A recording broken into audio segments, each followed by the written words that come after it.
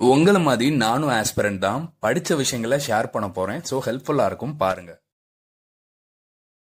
Credit control method by qualitative approach அப்படின்ற விஷயங்களை இப்போ நம்ம பார்ப்போம். இதுவரையும் credit control by quantitative methods பார்த்தோம். அதாவது கிரெடிட் கண்ட்ரோல்னா மணி சப்ளை, கடன் வழங்குதலை வந்துட்டு ஆர்பிஐ எப்படி கண்ட்ரோல் பண்றாங்க, அதன் மூலியமா எக்கனாமில எப்படி மணி சப்ளை வந்துட்டு கம்மியாகுதுன்றதான் இப்போ நம்ம பார்த்துட்டு இருக்கோம். சரிங்களா?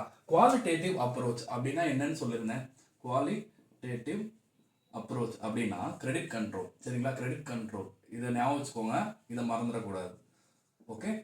குவாலிட்டேட்டிவ் அப்ரோச் அப்படின்னா ஒரு பர்டிகுலர் செக்டாருக்கு போற கிரெடிட்டை வந்து ரெகுலேட் பண்றது. சரிங்களா? குவான்டிடேட்டிவ் மெத்தட் வந்து அப்படி கிடையாது. அஸ் அ ஹோல் எக்கனாமிக்கே வந்து அதை வந்து அப்ளை ஆகும். இப்போ பர்சன்டேஜ் ஏத்துறாங்க இறக்குறாங்கன்னா குவான்டிடேட்டிவ் மெத்தட்ல அது எக்கனாமி ஃபுல்லாமே அஃபெக்ட் பண்ணும். ஆனா குவாலிட்டேட்டிவ் மெத்தட் அப்படி கிடையாது. இண்டஸ்ட்ரி வைஸ் இல்லைன்னா பர்டிகுலர் செக்டார் வைஸ் இந்த மாதிரி வந்து என்ன சொல்ற கிரெடிட்டை வந்து கண்ட்ரோல் பண்றதுக்கான வழியை வந்து வைப்பாங்க. அதுல ஃபர்ஸ்ட் என்னன்னு பாத்தீங்கன்னா ரெகுலேஷன் ஆஃப் ரேஷனிங் கிடையாது, ரெகுலேஷன். சரிங்களா? ரெகுலேஷன் ஆஃப் மார்ஜின் ரெக்குவயர்மெண்ட்ஸ் அப்படின்னு சொல்லுவாங்க. Margin requirements. இந்த மார்ஜின்ற வேர்டு வந்து நம்ம அதாவது எப்போ நம்ம கேட்டிருப்போம் அப்படின்னு பார்த்தீங்கன்னா, இப்போ எக்ஸாம்பிளுக்கு நீங்கள் யாராவது லோன் வாங்கியிருந்தீங்க அப்படின்னா உங்களுக்கு தெரிஞ்சிருக்கும். பேங்க்ல போய் நம்ம லோன் கேட்குறோம், இப்போ ஏதாவது பிஸ்னஸ் பண்ணோம் அப்படின்னா இப்போ நம்ம ஒரு 10 லட்சம் கேட்டோம்னா 10 லட்சத்தையும் தரமாட்டாங்க. சரிங்களா? நீங்கள் எவ்வளோ மார்ஜின் போடுவீங்க? ஏன்னா பிஸ்னஸ் பண்ண போகிறது நாம தான் பண்ண போகிறோம். சரிங்களா? அப்போ மார்ஜின் நீங்கள் எவ்வளோ போடுவீங்கன்னு கேட்பாங்க. இப்போ 10 லட்சம்னா நீங்கள் 2 லட்ச ரூபா மார்ஜின் போடுவீங்களா, இல்லை 1 லட்ச ரூபா மார்ஜின் போடுவீங்களா, அந்த மாதிரி கேட்பாங்க. சரிங்களா? ஸோ அதுதான் இந்த மார்ஜின். இந்த ரெகுலேஷன் ஆஃப் மார்ஜினா இப்போ ஒரு பர்டிகுலர் செக்டாருக்கு போகிற லோன்ஸை வந்துட்டு ஹை மார்ஜின் வச்சாங்கன்னா, இப்போ எக்ஸாம்பிளுக்கு நான் ஒரு டீ கடை வைக்கிறேன் அப்படின்னு வச்சுக்கோங்களேன். அப்போ வந்து நான் 10 லட்ச ரூபா லோன் கேட்குறேன் பேங்க்ல போய். அவங்க என்ன சொல்றாங்க, டீ கடை வந்து வளரணும் அப்படின்னு நினைச்சாங்கன்னா கம்மியான மார்ஜின், அதாவது வந்துட்டு 10 லட்ச ரூபாய்க்கு நீங்க 1 லட்ச ரூபா போட்டா போதும் உங்க முதல் அப்படின்னு சொன்னாங்கன்னா ஓகே. இல்ல மணி சப்ளை கம்மி பண்ணணும் அப்படின்னு நினைச்சாங்கன்னா மார்ஜினா அதிகமா ஆர்பிஐ வைப்பாங்க. எப்படின்னு பாத்தீங்கன்னா, இப்போ 1 லட்ச ரூபாய்க்கு போல 5 லட்ச ரூபான்னு சொல்றது, நீ 5 லட்ச ரூபா மார்ஜின் போட்டா நான் உனக்கு 5 லட்ச ரூபாய் தரேன் அப்படின்ற மாதிரி சொல்லுவாங்க. சரிங்களா? இதுதான் மார்ஜின். மணி சப்ளையை கண்ட்ரோல் பண்ணணும்னு நினைச்சாங்கன்னா ஹை மார்ஜின் வைப்பாங்க. சரிங்களா? ஹை மார்ஜின் வைப்பாங்க. எப்போ மணி சப்ளை வந்துட்டு மணி சப்ளை இல்லைன்னா இன்ஃப்ளேஷன் வந்து கம்மி பண்ணணும் அப்படின்னு நினைச்சாங்கன்னா, ரெண்டுல எதுனாலும். ஏன்னா மணி சப்ளை நடந்தாதான் இன்ஃப்ளேஷன் நடக்கும், அது நம்மளுக்கு தெரியும். சரிங்களா? ஓகே. இப்போ லோ மார்ஜின் எப்போ வைப்பாங்க? லோ மார்ஜின் வந்துட்டு மணி சப்ளை இன்க்ரீஸ் பண்ணணும்னா, அப்படியே மணி சப்ளை வந்துட்டு இன்க்ரீஸ் பண்ணணும் அப்படின்னா லோ மார்ஜின் வைப்பாங்க. இதுக்கு அடுத்து என்னன்னு பார்த்தீங்கன்னா ரெகுலேஷன் ஆஃப் கன்சியூமர் கிரெடிட். கன்சியூமர்னா யாரு? மக்கள், நாம தான், டைரக்ட் கஸ்டமர்ஸ். சரிங்களா? Regulation of consumer credit. Consumer credit. இப்போ நம்ம ஒரு மொபைல் வாங்க போறோம்னு வச்சுக்கோங்களேன். ஏதாவது ரிலையன்ஸ் டிஜிட்டல் மார்க்கெட்டுக்கோ எதுக்கோ ஒரு விஷயத்துக்கு போறோம். அங்க வந்து மொபைல் வாங்க போறோம்னா இப்போ நம்ம இஎம்ஐல வாங்குறோம்னா எத்தனை இன்ஸ்டால்மெண்ட்ல கட்டுறீங்க அப்படின்ற மாதிரி கேட்பாங்க. சரிங்களா? அந்த இன்ஸ்டால்மெண்ட் சில பேர் நம்மகிட்ட காசு கம்மியா இருக்குன்னா நிறைய இன்ஸ்டால்மெண்ட் வைப்போம். சரிங்களா? நிறைய இன்ஸ்டால்மெண்ட்னா 12 மாசம் இல்லைன்னா 24 மாசம். டிவி இந்த மாதிரி விஷயங்கள்லாம் வாங்கினீங்கன்னா 18 மாசம் இந்த மாதிரிலாம் கொடுப்பாங்க. சரிங்களா? அப்போ அந்த இன்ஸ்டால்மெண்ட் ஒரு விஷயம் இருக்கு பாத்தீங்களா, இதை மைண்ட்ல வச்சுக்கோங்க.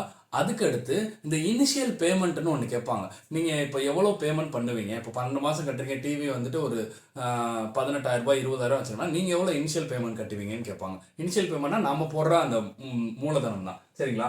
இப்போ ஒரு பர்டிகுலர் செக்டாருக்கு இல்லை பர்டிகுலர் பொருளை வந்து நீங்கள் வாங்கக்கூடாது அப்படின்ற மாதிரி ஆர்பிஐ நடச்சாங்க அப்படின்னா என்ன பண்ணுவாங்கன்னா, இந்த டவுன் பேமெண்ட்னு சொல்லுவாங்க. டவுன் பேமெண்ட்டையும் இன்ஸ்டால்மெண்ட்ஸையும் அதாவது டவுன் பேமெண்ட்டை அதிகப்படுத்துவாங்க, இன்ஸ்டால்மெண்ட்ஸை கம்மி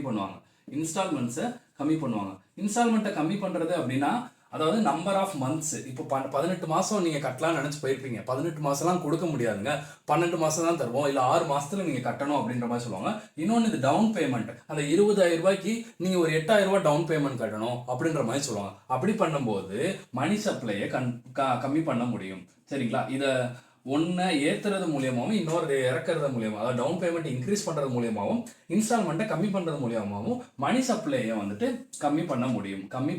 சரிங்களா? டவுன் பண்ண முடியும், கம்மி. இதே வந்து அப்படியே உல்டாவாக நடக்கணும், மணி சப்ளையை இன்க்ரீஸ் பண்ணணும், இல்லை மக்கள் நிறைய, அதாவது வெலாசிட்டி ஆஃப் மணி நடக்கணும். வெலாசிட்டி ஆஃப் மணின்னு நம்ம என்னன்னு பார்த்துருந்தோம், highly transactive another transaction of money, ஒருத்தர் கையிலேருந்து இன்னொருத்தர் கைக்கு வந்து மணி போயிட்டே இருக்கணும் அப்படின்னு நினச்சாங்கன்னா என்ன பண்ணுவாங்க, டவுன் பேமெண்ட்டை கம்மி பண்ணிட்டு இன்ஸ்டால்மெண்ட்ஸை அதிகப்படுத்தி வைப்பாங்க. அப்போ என்ன ஆகும், நிறைய பேர் போய் சரி நம்மளும் வாங்கலாம், இப்போ 18 மாதம்னு சொல்லியிருக்காங்கல்ல, அப்போ இப்போ ஒரு டிவி வாங்கிக்கலாம், நம்ம கொஞ்சம் கொஞ்சமாக கட்டுவோம். ஏன்னா பேசிக்காக ஒரு லாஜிக்காக நினச்சி பாருங்களேன், இங்கே இந்தியாவில் இருக்க எல்லாருமே வந்து என்ன பிஸ்னஸ் பண்ணுறாங்க, செல்ஃப் எம்ப்ளாய்டாக இருக்காங்க, இல்லை மாத சம்பளம் தானே வாங்கிட்டு இருக்காங்க. அதை மட்டும் நீங்கள் ஐடியாவில் வச்சுக்கிட்டிங்கன்னா போதும், மணி சப்ளை எப்படி கண்ட்ரோல் பண்ணுறது அப்படின்றத பார்த்துக்கலாம். இதுக்கப்புறம் இந்த குவாலிட்டேட்டிவ் மெத்தடில் தேர்டாக இருக்கிறது என்னன்னு பார்த்தீங்கன்னா ரேஷனிங் ஆஃப் கிரெடிட் அப்படின்னு சொல்லுவாங்க. என்னது ரேஷனிங் ஆஃப் கிரெடிட். ரேஷனிங்னா என்ன சொல்கிறது, குறிப்பிட்ட கடன் வந்துட்டு இந்த செக்டாருக்கு இவ்வளோ தான் வாங்கணும், இதை நம்ம பார்ப்போம் என்னன்றது. Rationing of credit. இப்போ ரேஷன் கடைக்கெல்லாம் போறீங்க, எல்லா விஷயத்தையும் அளந்து தானே போடுறாங்க, அதுதான் ரேஷன் கடைன்னு சொல்லக்கூடாது, ஃபேர் ப்ரைஸ் ஷாப் அப்படின்னு தான் சொல்லுவாங்க, சரிங்களா? இல்லை நியாய விலை கடைகள் அப்படின்னு தமிழில் சொல்லுவாங்க. அங்கே வந்து ரேஷன் போடுறாங்க, அந்த பொருட்கள் ரேஷன் பண்ணும்போது அளந்து தான் போடுறாங்க, அதை ஞாபகம் வச்சுக்கோங்க, சரிங்களா? இப்போது பர்டிகுலர் செக்டாருக்கு மட்டும் வந்துட்டு, அதாவது பர்டிகுலர் இண்டஸ்ட்ரியல் செக்டாருக்கு, இப்போ எக்ஸாம்பிளுக்கு எடுத்துட்டிங்கன்னா ஒரு கார் மேனுஃபேக்சரிங் செக்டாருக்கு வந்து இவ்வளோ தான் லோன் கொடுக்கணும் அப்படின்ற மாதிரி சொல்லுவாங்க. கிரெடிட்னா என்னது, லோன், சரிங்களா? கிரெடிட்னா லோன், ஓகேவா? லோன்றதை ஞாபகம் வச்சுக்கோங்க. இந்த லோன் சம்மந்தமாக இப்போ அடுத்த ஒரு விஷயம் பார்ப்போம், அதில் நான் ஒரு கான்செப்ட் எக்ஸ்பிளைன் பண்ணுவேன், சரிங்களா? இந்த ரேஷனிங் ஆஃப் கிரெடிட் பர்டிகுலர் செக்டாருக்கு மட்டும் என்ன பண்ணணும், கம்மியாக போகணும் அப்படின்ற மாதிரி சொல்லுவாங்க. இது வந்து வேரியபிள் போர்ட்ஃபோலியோ ரேஷியோன்னு சொல்லுவாங்க. வேரியபிள் போர்ட்ஃபோலியோ அப்படின்ற மாதிரி சொல்லுவாங்க. ஏன்னா இந்த போர்ட்ஃபோலியோன்றது இண்டஸ்ட்ரியல் செக்டார்ஸை குறிக்கும். இண்டஸ்ட்ரியல் செக்டார் இல்லை எந்த செக்டார்னாலும் இருக்கலாம், செக்டார்ஸ்ன்னு கூட நீங்கள் ஞாபகம் வச்சுக்கலாம், செக்டார்ஸ்ன்றதை கூட ஞாபகம் வச்சுக்கோங்க, இண்டஸ்ட்ரியல்னு வேணாம். நான் வந்து இப்போ கார் கம்பெனி பற்றி பேசுகிறனால இண்டஸ்ட்ரியல் செக்டார்னு சொல்கிறேன். எந்தெந்த செக்டாருக்கு எவ்வளோ கிரெடிட் மேக்ஸிமம் இவ்வளோ தான் கொடுக்கணும்னு முடிவு பண்ணிடுவாங்க. இப்போ கார் செக்டார்னு எடுத்திங்கன்னா மேக்ஸிமம் 50 லட்சம் தான். ஒரு கார் கம்பெனி வந்து கேட்டாங்க, லோன் கேட்குறாங்கன்னா இவ்வளோ தான் தரணும், அதுக்கு மேலே தரக்கூடாது அப்படின்ற மாதிரி சொல்லுவாங்க.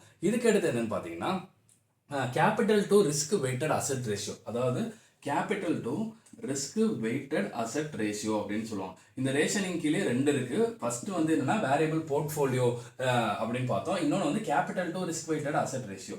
இது வந்து வேரி பண்ணுவாங்க, வேரியபிள், இதுவும் வேரியபிள் தான். வேரியபிள்னா மாத்திட்டு இருப்பாங்க அப்படின்றத மட்டும் ஞாபகம் வச்சுக்கோங்க. கேபிட்டல்னா தமிழ்ல என்னது, மூலதனம் அப்படின்னு சொல்லுவாங்க. அப்போ ரிஸ்க் வெயிட்டட் அசெட்னா என்ன அப்படின்னு கேட்டிங்கன்னா, ரிஸ்க் வெயிட்டட் அசெட்னா இப்போ ஒரு பேங்க் தான் இந்த லோன் எல்லாத்தையும் கொடுப்பாங்கன்னு சொல்லியிருக்கேன். அப்போ பேங்க்குக்கு எது அசெட், அதாவது வந்து எது சொத்து அப்படின்னு கேட்டிங்கன்னா பேங்க்குக்கு சொத்து அதோட லோன் தான் சொத்து, ஓகேவா? பேங்க்குக்கு சொத்து எதுன்னு கேட்டிங்கன்னா அதோட லோன் தான் சொத்து. ஏன்னா அந்த லோனை 4 பேருக்கு கொடுக்கறதன் மூலியமாக தான் அது இன்ட்ரெஸ்ட் வந்து பெறுது, சரிங்களா? டெபாசிட்டர்ஸ் வந்து அது வந்து லயபிள் டு பே தான், அது வந்து அதோட சொத்து கிடையாது. ஆனால் லோன் கொடுத்துருக்கல, காசு வெளியே கொடுத்துருக்கல, அது அதோட சொத்து தானே, ஓகேவா? ஏன்னா அதோட சொத்து வந்து அதுக்கு என்ன சொல்றது, இன்கம் ஜென்ரேட் பண்ண வச்சுக்கிட்டு இருக்கு, ஓகேவா? இந்த ரிஸ்க் வெயிட்டட் அசெட்ஸ்னா இப்போ ஒரு லோன் கொடுப்பாங்க, ஹவுசிங் லோன் கொடுப்பாங்க, அக்ரிகல்ச்சர் லோன் கொடுப்பாங்க, வெஹிக்கிள் லோன் கொடுப்பாங்க, பர்சனல் லோன் கொடுப்பாங்க. இந்த மாதிரி பல வகையான லோன்ஸ் இருக்கு. அந்த லோன்ஸ் வந்து அசெட்ஸ்ன்னு சொல்லுவாங்க, சொத்துன்னு சொல்லுவாங்க. இப்போ ஒரு லோனுக்கு தகுந்த மாதிரி அதுக்குன்னு ஒரு ரிஸ்க் இருக்கும். இப்போ எக்ஸாம்பிள் எடுத்துக்கிட்டிங்கன்னா அக்ரிகல்ச்சர் லோன்ன்றது மழையை பொறுத்து தான் அமையும். இப்போ மழையோட சம்மந்தப்பட்டதுன்னு வச்சுக்கோங்களேன். அக்ரிகல்ச்சர் நல்லா வந்தால் தான் அந்த லோனை வாங்கினவர் திருப்பி கட்டுவார். மழை பொய்த்து போயிடுச்சுன்னா அவரால் திருப்பி கட்ட முடியாது, சரிங்களா? ஸோ ஒரு டைப் ஆஃப் லோனுக்கும் ஒரு ரிஸ்க் இருக்கும். இப்போ இன்னொரு எக்ஸாம்பிள் சொல்றேனே, இப்போ ஹவுசிங் லோன் எடுத்துக்கோங்களேன். ஹவுசிங் லோன் வாங்குவாங்க, இப்போ அவங்க கட்டவே இல்லைனாலும், அந்த இன்ட்ரெஸ்ட் கட்டல இல்லை, அந்த லோன் வாங்கிட்டு பிரின்சிபல் கட்டல அப்படின்னாலுமே வீட்டை வந்து ஜப்தி பண்ணலாம். அதாவது வீட்டை எடுத்து பேங்க்ஸ்லாம் விற்பாங்க, நம்ம பேப்பர்லாம் பார்த்துருப்போம் அந்த அட்வர்டைஸ்மெண்ட்டை. ஸோ அந்த எந்த லோனுக்கு தகுந்த மாதிரி எவ்வளோ வெயிட்டேஜ் கொடுக்கணும் அப்படின்றத பார்ப்பாங்க. ஒரு லோனுக்கு எவ்வளோ வெயிட்டேஜ் கொடுக்கணும் அப்படின்ற மாதிரி பார்ப்பாங்க. அசெட்ன்றது ஒரு லோன்ல எவ்வளோ ரிஸ்க் இன்வால்வ் ஆயிருக்கோ அதை பொறுத்து அந்த லோனுக்கு வெயிட்டேஜ் கொடுப்பாங்க. லோன்றது நான் இங்கே என்ன சொல்றேன், சரி லோன்னா என்னது, அசெட், ஓகேவா? இந்த capital to risk weighted asset ரேஷியோவை நம்ம பின்னாடி வந்துட்டு பேசல் நார்ம்ஸ்னு ஒரு விஷயம் பார்ப்போம், அதில் நம்ம தெளிவாக பார்க்கலாம், சரிங்களா? இந்த capital to risk weighted asset ratio எவ்வளோ பெர்சன்டேஜ் மெயின்டைன் பண்ணணும் கொண்டு பார்ப்போம். இப்போது ஒரு பேங்க் வந்து ஒரு இடத்துக்கு லோன் தராங்க அப்படின்னா என்ன பார்ப்பாங்கன்னா உங்கள்கிட்ட எவ்வளோ அசெட்ஸ் இருக்குது, உங்கள் கேபிட்டல் எவ்வளோ இருக்குது அப்படின்ற மாதிரி பார்ப்பாங்க. இந்த அசட்ஸ்க்கு ஏற்ற மாதிரி கேபிட்டல் இருக்கணும். கேபிட்டல்னா என்ன சொல்றேன், மூலதனம்னு சொன்னேன். இப்போ எக்ஸாம்பிளுக்கு ஒரு பேங்க்கே எடுத்துக்கோங்களேன். பேங்க்ல போய் டெபாசிட் பண்றோம். நம்ம டெபாசிட் பண்ண அமௌண்ட்டை தான் பேங்க் வந்து வெளியாளுக்கு எடுத்து கொடுப்பாங்க. இல்ல பேங்க் வந்து ஆர்பிஐட்ட இருந்து கடன் வாங்கியும் லோன் வழங்கலாம். ரெண்டு விதம் இருக்கு. ஒன்று டெபாசிட்டை நம்ம வச்ச டெபாசிட்டை வச்சு லோன் கொடுக்கலாம், இல்லைன்னா ஆர்பிஐட்ட கடன் வாங்கி கூட ஒரு பேங்க் வந்து லோன் கொடுக்கலாம். இப்போ ஒரு பேங்க் ஆரம்பிக்கிறதுக்கு அப்போ என்ன தேவைப்படும் பார்த்தீங்கன்னா கேபிட்டல், மூலதனம் தேவைப்படும். பெய்ட் அப் கேபிட்டல்னு சொல்லுவாங்க. நம்ம ஆர்பிஐ பார்க்கும்போது பெய்ட் அப் கேபிட்டல் 5 crores அப்படின்ற மாதிரி பார்த்துருப்போம். சரிங்களா? இப்போ லோன் அதிகமாக இருக்குன்னு வச்சுக்கோங்களேன். டெபாசிட்ஸ் எடுத்து லோன் கொடுத்துறாங்க. அந்த லோன் திருப்பி வரலைன்னா அந்த பேங்கோட மூலதனம் அதிகமாக இருந்துச்சுன்னா டெபாசிட் பண்ணியிருப்போம்ல, நம்ம டெபாசிட் பண்ண அமௌண்ட்டை தான் எடுத்து அவங்க வந்து லோன் கொடுத்துருக்காங்க. அப்போது லோன் திருப்பி வரலன்னா அது யாரை பாதிக்கும்? டெபாசிட்டர்ஸை பாதிக்கும். அதாவது நம்ம வைப்பு வச்சுருக்கோம் பார்த்தீங்களா, நம்மளை தான் பாதிக்கும். அப்படி பாதிக்க விடக்கூடாதுன்னா அந்த பேங்க்கிட்ட மூலதனம் வந்து அதிகமாக இருந்துச்சுன்னா லோன் அந்த டெபாசிட்டர்ஸுக்கு வந்து அந்த கேபிட்டலை கொடுத்து, அதாவது அவங்களோட மூலதனத்துலேருந்து காசை கொடுத்து அவங்கள வந்துட்டு சரிப்படுத்திடுவாங்க. ஓகேவா? இது நான் திரும்பி நல்லா புரியுற மாதிரி சொல்லணுமான்னு தெரியல, பட் திரும்பி ரீமைண்ட் பண்ணி பாருங்க, நான் கரெக்டாக தான் எக்ஸ்பிளைன் பண்ணியிருக்கேன். ஓகேவா? இப்போ ரேஷனிங் ஆஃப் கிரெடிட்ன்றது ஒரு பர்டிகுலர் செக்டாருக்கு எப்படி லோன் போகணுன்றதை பொறுத்து இருக்கும். இந்த capital to risk weighted asset ரேஷியோனா அவங்ககிட்ட அசெட்ஸ், அதாவது அசெட்ஸ் எவ்வளோ இருக்கு அதுக்கு ஏற்ற மாதிரி கேபிட்டல் இருக்கா பாருங்க, அப்படி பார்த்து லோன் கொடுங்க அப்படின்ற மாதிரி சொல்லுவாங்க. ஒரு கம்பெனின்னு எடுத்துக்கிட்டிங்கன்னா அதுக்கும் அசெட்ஸ் இருக்கும். அதோட அசெட்ஸ் என்னவா இருக்கும், எப்படி சொல்றது, அதோட அசெட்ஸ் வந்து இன்வெஸ்ட்மெண்ட்ஸாக இருக்கலாம், இல்லைனா வந்துட்டு ஏதாவது இன்வெஸ்ட் பண்ணி வச்சிருப்பாங்க, இல்லை இம்மூவபிள் அசெட்ஸ் எதாவது வேணா இருக்கலாம். ஓகேவா? இது வந்து தேர்டு. இதுக்கு அடுத்து என்னன்னு பார்த்தீங்கன்னா ஆர்பிஐ டைரக்டா ஒரு ஆக்ஷன் மாதிரி எடுப்பாங்க. எப்போன்னு பார்த்தீங்கன்னா அந்த பேங்க் வந்துட்டு கரெக்டான விஷயங்களை ஃபாலோ பண்ணலை அப்படின்னா, சரிங்களா, பேங்க் வந்துட்டு கரெக்டான விஷயங்களை ஃபாலோ பண்ணலை அப்படின்னா ஆர்பிஐ வந்துட்டு டைரக்டா ஆக்ஷன் எடுப்பாங்க. அது பேர் என்ன பார்த்தீங்கன்னா டைரக்ட் ஆக்ஷன் தான். டைரக்ட் ஆக்ஷன் அப்படின்னு தான் சொல்லுவாங்க. ஓகேவா? இந்த டைரக்ட் ஆக்ஷன் எப்போ எடுப்பாங்கன்னு சொல்றேன். ஒரு பேங்க் வந்து ஆர்பிஐ கைட்லைன்ஸை ஃபாலோ பண்ணலை அப்படின்னா வந்துட்டு பேங்க் வந்து, அதாவது ஆர்பிஐ வந்துட்டு டைரக்டாக ஆக்ஷன் எடுப்பாங்க. என்ன மாதிரி ஆக்ஷன்ஸ் எடுப்பாங்கன்னா, ஒரு இப்போ 50 லட்ச ரூபாய்க்கு மேலே யாராவது லோன் வாங்கினாங்கன்னா அந்த லோன் ப்ராசஸை நீ பண்ணக்கூடாது, ஏன்ட்டு அனுப்பு அப்படின்ற மாதிரி சொல்லுவாங்க. சரிங்களா? ஒரு எக்ஸாம்பிளுக்கு சொல்கிறேன். இந்த மாதிரி விஷயங்கள்லாம் டைரக்ட் ஆக்ஷன்லாம் நடக்கும். அப்புறம் இன்னொன்று அடுத்த ஒரு விஷயம் குவாலிட்டேட்டிவ்ல என்னன்னு பார்த்தீங்கன்னா மாரல் சுவேஷன் அப்படின்னு சொல்லுவாங்க. Moral suasion. இப்போ சுவேஷன்ன்றது ஒரு வேர்டு இங்கிலீஷ்ல இருக்கும், பர்சுவேஷன் அப்படின்னு இருக்கும். பர்சுவேஷன்னா என்னன்னு பார்த்தீங்கன்னா, இப்போ மார்க்கெட்டிங் சேல்ஸ் எல்லாம் இதை அடிக்கடி யூஸ் பண்ணுவாங்க. கன்சியூமரை வந்து பர்சுவேட் பண்ணி வாங்க வைக்கணும். அதாவது வந்து நம்ம பேசுறதுனாலே சில விஷயங்கள் வந்து மாற்றம் பெறணும் அப்படின்ற மாதிரி சொல்லுவாங்க. ஸோ ஆர்பிஐ என்ன பண்ணுவாங்கன்னா, பேங்க்ஸ் தானே லோன் கொடுக்க போறாங்க, கஸ்டமர்ஸ்க்கு யார் லோன் கொடுக்க போறா, பேங்க்ஸ் தான் கொடுக்க போறோம். அந்த பேங்க்ஸ் என்ன சொல்லுவாங்கன்னா வாய் வழியா வந்து பர்சுவேட் பண்ணுவாங்க, இந்த மாதிரி விஷயங்கள்லாம் நீங்க கொஞ்சம் கடைப்பிடிங்களேன் அப்படின்ற மாதிரி. ஸோ ஆர்பிஐ வந்துட்டு பேங்க்ட சொல்லுவாங்க, பேங்க் இதை கடைப்பிடிக்காமலும் இருக்கலாம். ஸோ இட்ஸ் நாட் மேண்டட்டரினா அவங்க கட்டாயமா செய்யணும்னு கிடையாது. பேங்க்ஸ் வந்து இதை கட்டாயமா ஆர்பிஐ சொல்றதெல்லாம் செய்யணும்னு கிடையாது. இதுக்கு அடுத்து லாஸ்டா என்ன இருக்குன்னு பாத்தீங்கன்னா பப்ளிசிட்டி அப்படின்னு சொல்லுவாங்க. என்னது 6th வந்துட்டு பப்ளிசிட்டி. இந்த பப்ளிசிட்டியில என்ன நடக்கும்னு பார்த்தீங்கன்னா, ஒரு பேங்க் அப்படின்னு இருக்குன்னா நான் சொன்ன மாதிரி அதுக்கு வந்து அசெட்ஸும் இருக்கும், லயபிலிட்டிஸ் இருக்கும். லயபிலிட்டிஸ்னா என்னது, டெபாசிட்டர்ஸ் பே பண்ண அமௌண்ட்டை திருப்பி அவங்களுக்கு கொடுக்க வேண்டியது பேங்கோட லயபிலிட்டி. இப்போ அந்த லயபிலிட்டியோட அசெட்ஸ், அதோட லோன்ஸ் வந்து அதிகமாக இருந்துச்சுன்னா அந்த பேங்க் ஏதோ ட்ராப்ல மாட்ட போதுன்னு அர்த்தம். ஏன்னா இப்போ அசெட்ஸ் வந்து அதிகமாக இருந்துச்சுன்னு வச்சுக்கோங்க, லோன்ஸ் வந்து அதிகமாக இருந்துச்சுன்னா அவங்க திருப்பி கட்டலைன்னா ப்ராப்ளம் யாருக்கு, டெபாசிட்டர்ஸ்க்கு ப்ராப்ளம் வந்துடும். சரிங்களா? ஸோ அதனால என்ன பண்றதுன்னா மந்த்லியோ குவார்டர்லியோ பேங்கோட பேலன்ஸ் ஷீட்டை வந்து பப்ளிஷ் பண்றதன் மூலியமா பேங்க் வந்து பயப்படுவாங்க, இந்த மாதிரி பண்றாங்களே, நம்ம என்ன சொல்றது, நம்மளோட கொடுக்கல் வாங்கலாம் வெளியே தெரிஞ்சுன்னா யாரும் நம்மகிட்ட லோன் வாங்க மாட்டாங்களே அப்படின்ற ஒரு ப்ராப்ளம் கிரியேட் பண்றது பப்ளிசிட்டி. அதாவது ஆர்பிஐ வந்து இதை பண்ணுவாங்க. இப்போ வந்து குவாலிட்டேட்டிவ் மெத்தட்ஸ் எப்படின்றத பார்த்துட்டோம். கிரெடிட் கண்ட்ரோல்ல மொத்தம் 2 மெத்தட்ஸ் இருக்கு.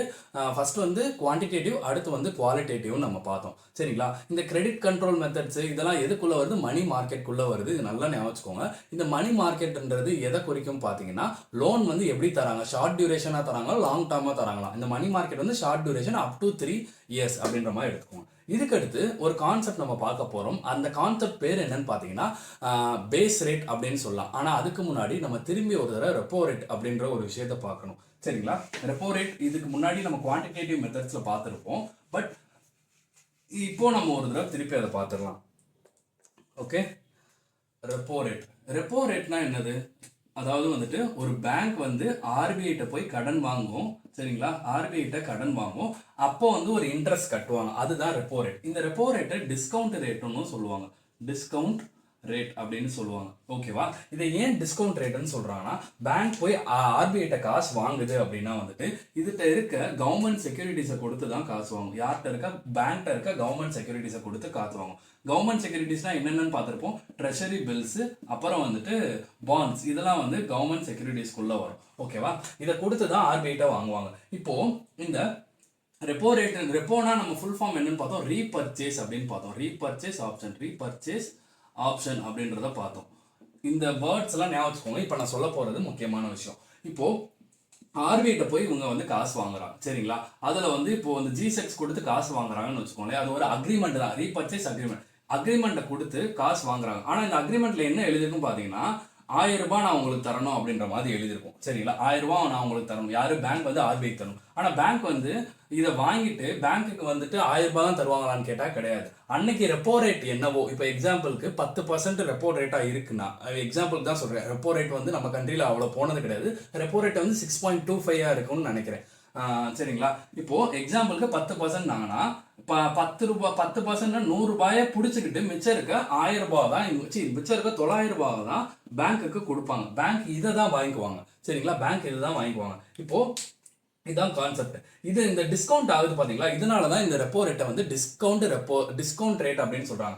ஆனா பேங்க் திரும்பி வந்து அந்த கவர்மெண்ட் செக்யூரிட்டிஸ் எல்லாத்தையும் வாங்கும்போது 1000 ரூபாய் கொடுத்தாதான் ஆர்பிஐ தருவாங்க. ஓகேவா? 1000 ரூபாய் கொடுத்தாதான் ஆர்பிஐ தருவாங்க. இதை மட்டும் நல்லா ஞாபகம் வச்சுக்கோங்க.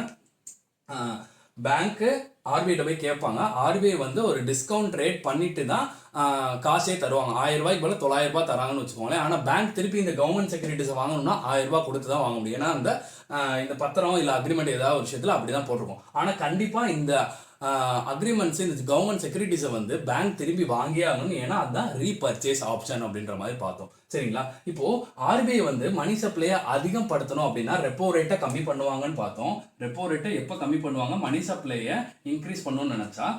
அதுக்கப்புறம் ரெப்போ ரேட்டை எப்போ கூடப்படுத்துவாங்க? மணி சப்ளையை டிக்ரீஸ் பண்ணணும்னு நினைச்சா, இல்லை இன்ஃப்ளேஷனை கண்ட்ரோல் பண்ணணும்னு நினைச்சா. இன்ஃப்ளேஷனும் மணி சப்ளையும் ஒன்றுக்குள்ள வந்து லிங்க் ஆன விஷயங்கள். ஓகேவா? இந்த மாதிரி விஷயங்களை பார்ப்போம். அப்போ இதுக்கு அடுத்து என்ன பார்த்தோம்? ரிவர்ஸ் ரெப்போ ரேட் அப்படின்ற ஒரு விஷயத்தை பார்த்தோம். இதை அழிச்சிடுறேன், ஓகேவா? ரிவர்ஸ் ரெப்போ ரேட்னா அப்படியே உல்டா.